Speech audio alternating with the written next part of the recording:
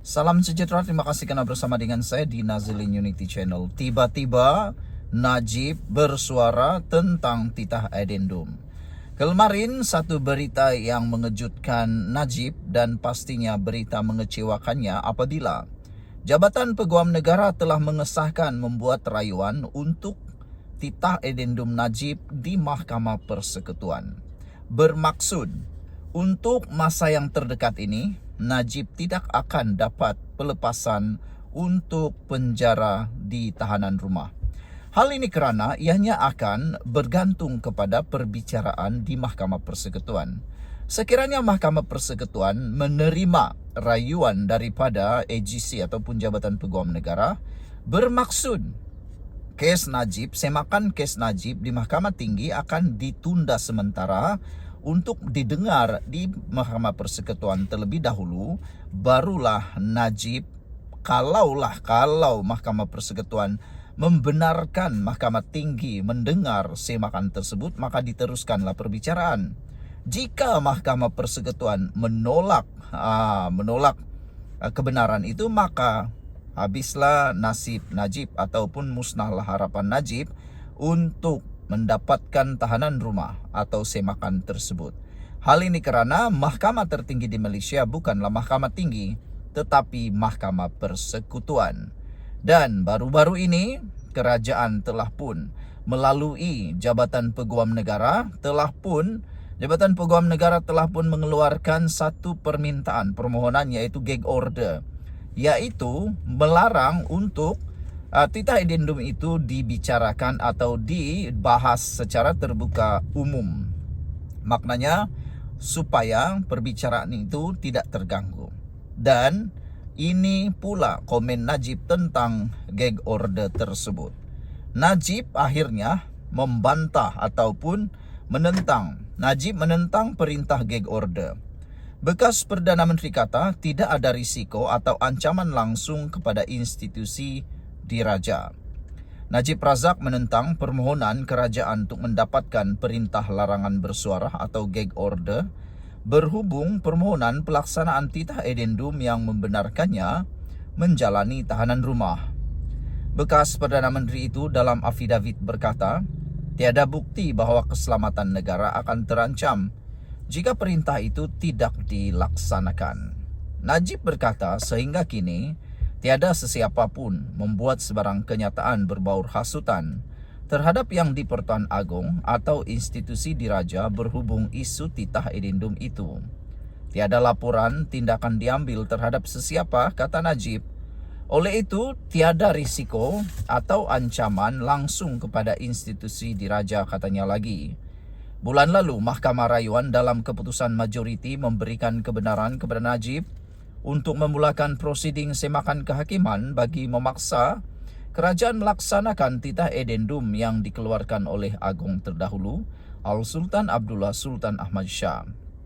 Kes dihantar ke Mahkamah Tinggi untuk didengar merit permohonan itu.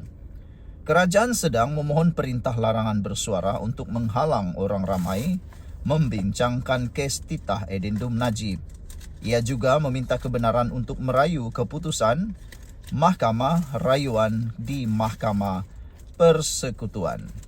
Saudara-saudara sekalian, ada pepatah orang Melayu kata, sediakan payung sebelum hujan, jangan sampai sudah berlaku barulah terengadah.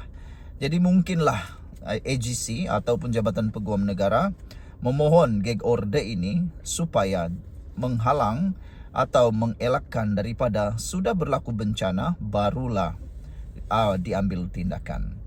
Sekian untuk kali ini, jangan lupa tinggalkan komen anda. Salam sejahtera, terima kasih kerana bersama dengan saya di Nazilin Unity Channel. Tepatlah Anwar Ibrahim sebagai Perdana Menteri. Rupa-rupanya ini yang paling ditakuti oleh para musuh dan hater Anwar Ibrahim. Hari ini disahkan oleh Anwar Ibrahim selaku Perdana Menteri bahawa tiada garis panduan baru bagi acara bukan Islam. Keputusan daripada Kabinet dan Anwar Ibrahim ini dapat sambutan yang sangat baik daripada seluruh rakyat Malaysia. Seperti yang dinyatakan oleh Rafidah Aziz bahawa perkara garis panduan itu tidaklah menepati kehendak pada masa ini, kata beliau. Hari ini Anwar Ibrahim kata mengesahkan bahawa kabinet telah membuat keputusan bahawa tiada keperluan untuk garis panduan baru bagi orang Islam menyertai acara di rumah ibadat bukan Islam. Dia berkata garis panduan yang dicadangkan itu tidak perlu kerana umat Islam di negara ini sudah tahu batas yang perlu dijaga ketika menghadiri acara perayaan bukan Islam. Kata Anwar Ibrahim, saya berpendapat tidak perlu kerana orang Islam tahu garis dia. Macam saya datang hari ini ke acara di Batu Caves, saya bukan masuk ke upacara agama. Menteri Digital Gobind Singh Dio sering melawat masjid di kawasan dia, tapi dia tidak ke upacara agama. Kita sudah biasa, kata Anwar Ibrahim.